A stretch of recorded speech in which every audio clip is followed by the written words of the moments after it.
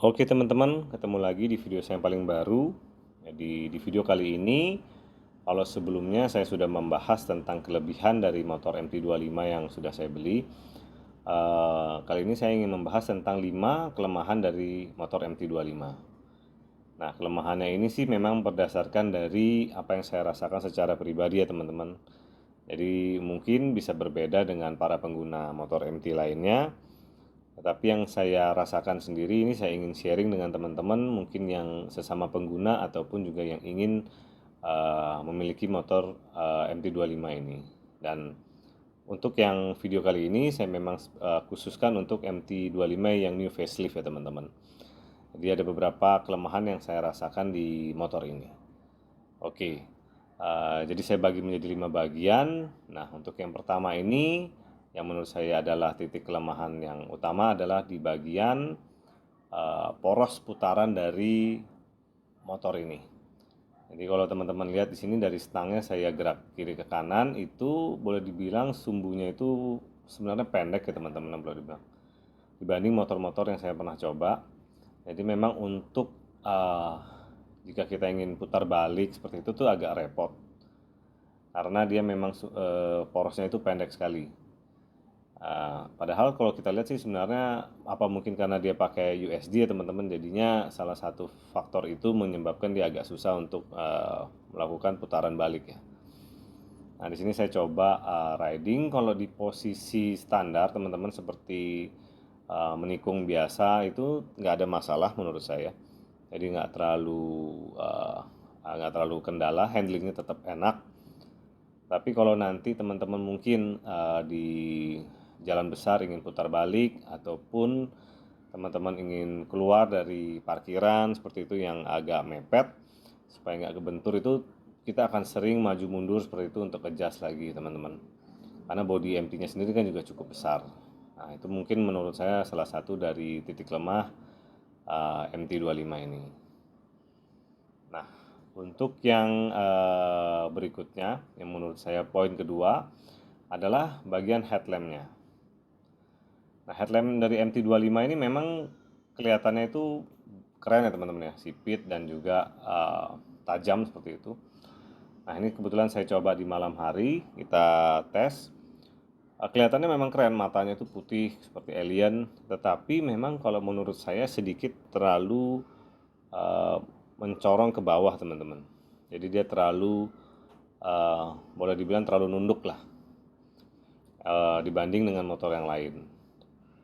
Mungkin karena memang modelnya dibuat seperti itu, saya juga kurang paham ya dari pabrikannya. Tetapi ya menurut saya sih, kalau dari look memang keren.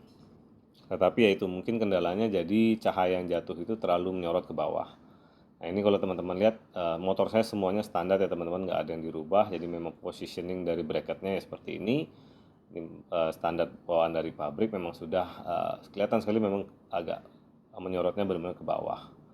Mungkin agak terlalu bawah ya, kalau sedikit ke atas sedikit menurut saya lebih pas. Nah, berikutnya yang saya ingin bahas itu bagian lampu sein dari motor MT25 ini. Nah, ini mungkin sama, seinnya itu sedikit berbeda dari seri yang sebelumnya. Yang versi facelift ini dia lebih tipis, pipih seperti itu ya teman-teman. Nah, kalau kendalanya saya rasakan seperti teman-teman lihat di sini itu sudah saya lem teman-teman. Jadi sempat patah ini kiri kanannya. Karena kemungkinan besar karena bentuknya modelnya pipih seperti itu gampang tersenggol saat kita parkir mungkin ataupun saat kita memang riding ya teman-teman. Kalau untuk bagian lampu sein depan yang kanan kiri menurut saya cukup lebih safe karena terbantu dari posisi stang, jadi dia agak terlindungi, jadi agak cukup safe. Nah, yang berikutnya kelemahan nomor 4 kalau menurut saya adalah penggunaan rivet di bodi belakang ini.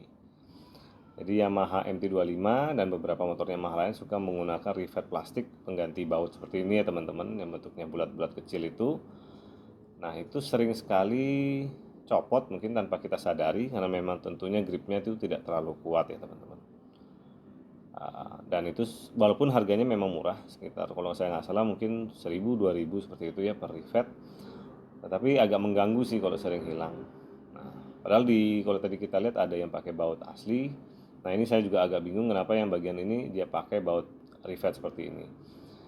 Karena semisal kita ingin mengganti bagian part-part di bawah itu, juga rivetnya itu kebanyakan harus kita ganti.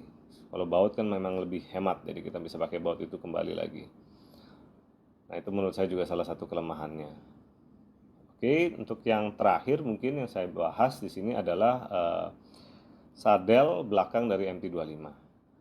Jadi kalau untuk sadel tengahnya menurut saya no problem, empuk dan nyaman. Tetapi untuk sadel di bagian penumpang itu selain juga kalau teman-teman lihat mungkin dia meniru model dari dia menggunakan model dari AR25 ya teman-teman, yaitu balap.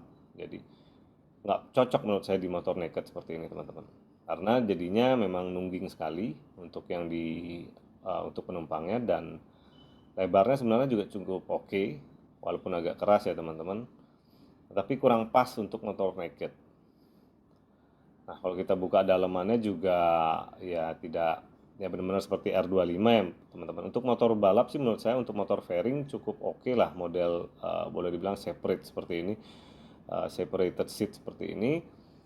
Tetapi kalau pendapat saya pribadi sih akan lebih manis kalau dia menggunakan model seperti MT15 yang joknya itu boleh dibilang jok sambung. Nah, jadi lebih lebih pas saja untuk karakter motor naked yang memang kebanyakan dipakai untuk touring dan jarak jauh. Jadi kalau menurut saya itulah 5 kelemahan dari motor MT25 ini teman-teman, mungkin bisa jadi satu pembahasan buat teman-teman yang ingin beli MT25, dan mungkin boleh share di komen juga menurut teman-teman apakah teman-teman merasakan hal yang sama, terutama yang sesama pengguna MT25 ya teman-teman. Oke, mungkin sekian dulu dari saya. Thank you for watching. Sampai ketemu di video saya berikutnya teman-teman. Thank you.